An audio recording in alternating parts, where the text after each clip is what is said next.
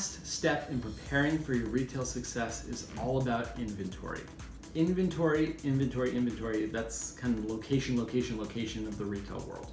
So knowing your timeline for fulfillment and knowing that it's going to be wrong and knowing that there's going to be screw-ups along the way, you need to be prepared for all of that because I've seen it happen time and time again.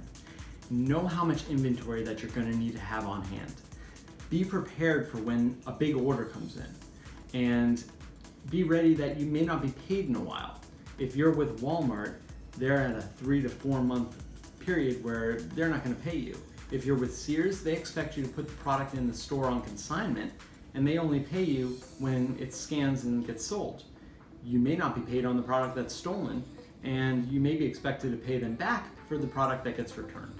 So knowing that this might be happening up front will really help you judge how much inventory you're going to need to bring in. Knowing also how you will be paid at the end of the day is going to be incredibly important for inventory because if you're working with a DSD or a network of DSDs like Mr. Checkout is, they usually pay up front with a credit card, check, or bank wire.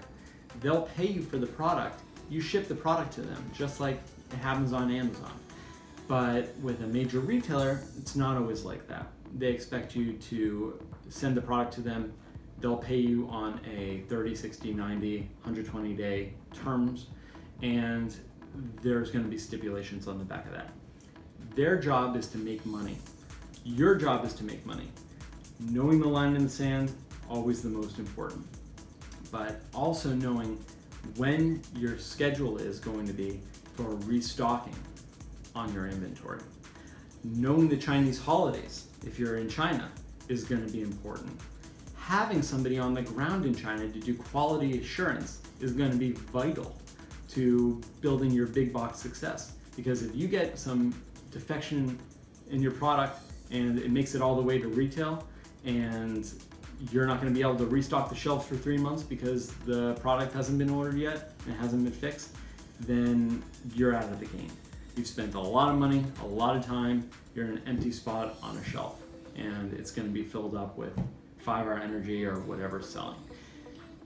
The best thing that you can do on the front end is know your prices, know your inventory, and know your scheduling. Be prepared for any problem because if there can be a problem, there will be a problem.